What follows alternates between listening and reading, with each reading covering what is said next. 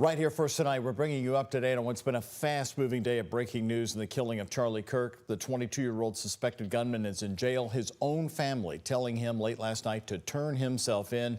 Hello, everybody, and thanks for joining us. I'm Doug Proffitt. And I'm Connie Leonard. 22-year-old Tyler Robinson was recognized by his father after police released clear photos of the Utah college student last night. The governor says they will push for the death penalty. CNN's Maribel Gonzalez has the latest. After numerous tips, it was ultimately the father of the suspect, 22-year-old Tyler Robinson, that led authorities to his arrest. Now, they also spoke to family members of Robinson who just said that their relative had become more political in recent years and had criticized Kirk. Despite this, we still know that the motive remains unclear. Good morning, ladies and gentlemen. We got him. After less than 33 hours and more than 11,000 leads called into the FBI, authorities announcing early Friday the suspect in the Charlie Kirk shooting is in custody. A family member of Tyler Robinson reached out to a family friend who contacted the Washington County Sheriff's Office with information that Robinson had confessed to them or implied that he had committed the incident. According to the governor of Utah, suspect Tyler Robinson's family told investigators he became more political in recent years and criticized Kirk. In the conversation with another family member, Robinson mentioned Charlie Kirk was coming to UVU. They talked about why they didn't like him and the viewpoints that he had. The killing of the conservative activist is sending shockwaves through the political landscape. Lawmakers say they are on heightened alert. I think it's undeniable now that we've got to beef up security on every member. And many are calling for leaders to bring down the temperature on political rhetoric. We must come together.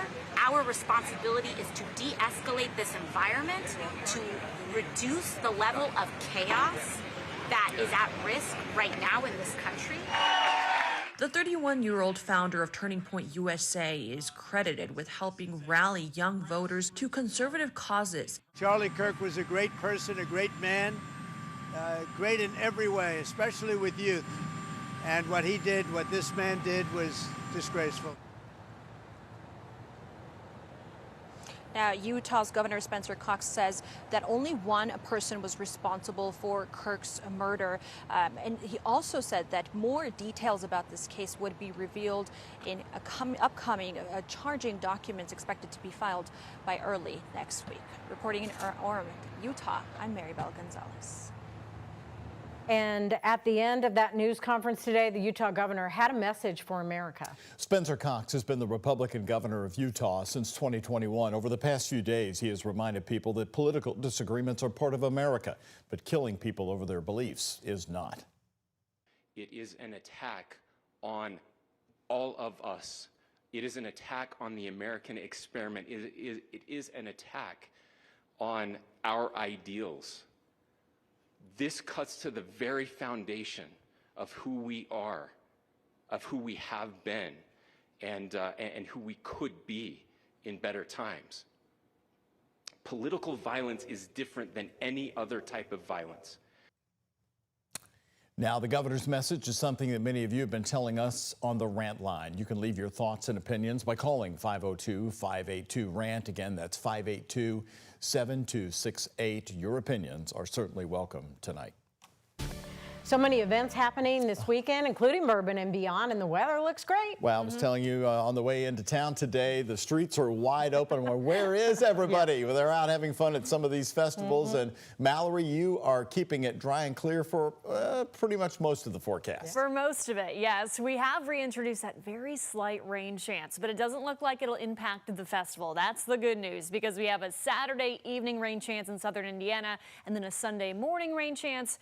Beyond that, looking dry and hot, of course. We're starting off with a live look outside over U of L's campus. This is from our River City Eye Care camera as part of our Shriners Children's Camera Network here. Temperatures certainly starting to heat things up today. We have mid to upper 80s across much of Kentuckiana, so running slightly above normal and a couple of degrees warmer than yesterday. The good news is humidity is still being kept in check. We have some dry air that's been filtering in, dew points primarily in the 50s, so that's making the heat a little bit more tolerable. Of course, because of that, we have no rain chances to track. In fact, any kind of cloud covers more so off to our west. So should be a nice evening for Friday night football. A little bit warmer, of course, compared to last week, but no rain chances to worry about across Kentuckiana. Temperatures in the 80s will drop into the 70s once that sun does set. Mostly clear skies and a light breeze between about 5 to 10 miles per hour. Lows tonight drop into the 50s and low 60s. We're heating things up this weekend, but once again, we have that rain chance. We'll be timing that out coming up in our 7-day forecast. Thank you, Mallory. Well, tonight at 5, Kentucky's governor says they're discussing the possibility of bringing state troopers to Louisville's interstates. Metro Council Republicans first proposed the idea, and now one business owner tells WHAS11 News today it would make them feel safer around construction zones. WHAS11's Isaiah Kim Martinez is following up on this story. The congestion surrounding the I-71 Watterson Expressway interchange isn't going anywhere anytime soon as crews work to widen these ramps. I don't want to see accidents. I don't want to see people getting hurt trying to rush through traffic zones. But Carol Reeves feels there are ways to make driving through this jammed up part of Brownsboro Road safer and less of a headache. So having the troopers there to kind of direct that or at least prevent some of that would be helpful. Reeves owns Shady Lane Cafe. Did you have a $5 coupon? Would you like to use that? Right near the road construction. I told her about Metro Council Republicans' new request to Governor Andy Beshear to bring Kentucky State Police troopers to Louisville to patrol the interstates in the city and enforce traffic laws, especially in the many work zones that are active right now. And that's something that we've discussed. When I asked the governor about this proposal, he didn't rule out the possibility. That's one of those reasonable type of solutions, along with raising pay for law enforcement and first responders. The idea is to free up more LMPD officers to be out in the community addressing violent crime. The department remains up to 300 officers short. Metro Police Chief Paul Humphrey says he'd welcome the help. When fatal investigations are up, just like any other investigative unit, that is very time consuming. And so any relief that we can get to do that type of enforcement work will hopefully reduce the number of traffic fatalities and ultimately keep people safer. The goal would be to protect the construction workers themselves too from impatient drivers. The lanes get blocked up because people just need to get through the light, and it causes even more problems. Reeves believes some extra direction from state troopers could make a big difference, maybe even help get some of those customers back who they lost with the increased traffic. And we just love them, and we love seeing them, and we want them to be able to get here. In that way, she hopes a potential improvement on Louisville's roads could run through Shady Lane. And Isaiah joins us now. And Isaiah, certainly we could use them out in those construction zones where people are speeding through. But did they talk about if they'll be under the same rules like LMPD follows? Well, guys, they would be under different rules. Kentucky State Police, especially in cases of chases and things like that, KSP would operate under their policies. LMPD, of course, would still operate under theirs. So there would be differences there. Remember, LMPD officers do have the body cams as well, the body cameras. So there would have to be some things ironed out. And again, this proposal is still just a proposal, nothing set in stone.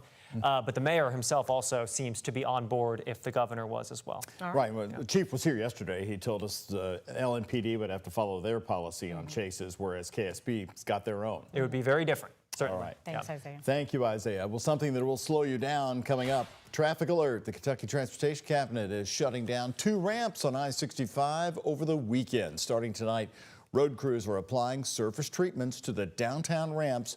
That's to reduce friction and enhance roadway safety during bad weather.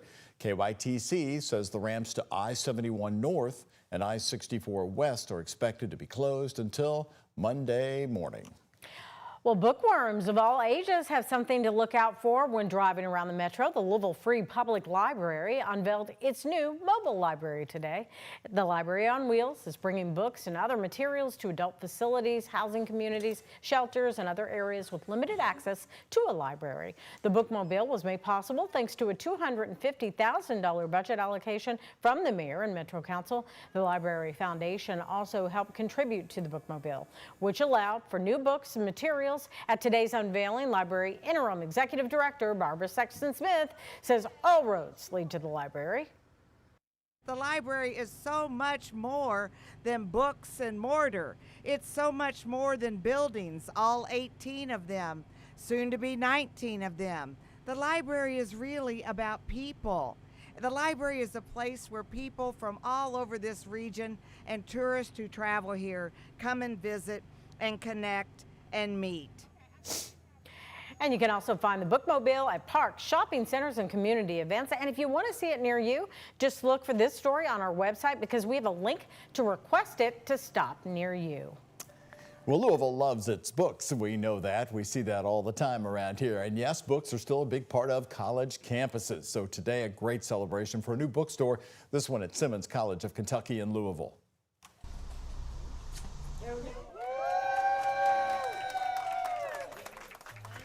Great cheers today as Simmons cutting the ribbon on the bookstore this morning for the university in honor of HBCU Week. The bookstore is located in a standalone campus building at Simmons and welcomes visitors with a mural portraying the college's journey. Students and customers at the new bookstore can buy Simmons merchandise plus pre-packaged goods and snacks. There's also a self-service coffee bar. Simmons president Dr. Kevin Cosby told us the bookstore is a testament to the college's growth. If you just check the record, it seems like every semester something new is opening on our campus. It's not only good for our students because we're attracting students from 28 states. So when parents come to visit and make the determination with their students, with their children, will they attend Simmons College, will they look at things such as this? So this is important, and it's also important for the community. And it's become quite the success story in Louisville. Simmons College says the bookstore plans to host community book clubs and spotlight local artists and authors. Kentucky Congressman Morgan McGarvey also attended today's grand opening. Congratulations, and I look forward to continue working with you in the years ahead.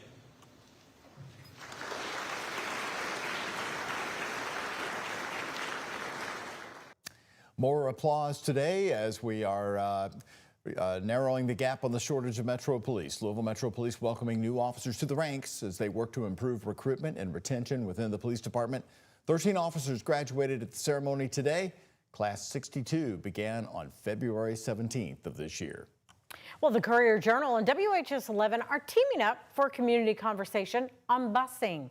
It happens Wednesday, September 17th at 6 p.m. at the Academy at Shawnee. The event, 50 years after busing, a community conversation. We will look back at history, examine where things stand now, and explore what's next for our kids. It's open to the public, and you can also watch live on the WHAS11 Plus app.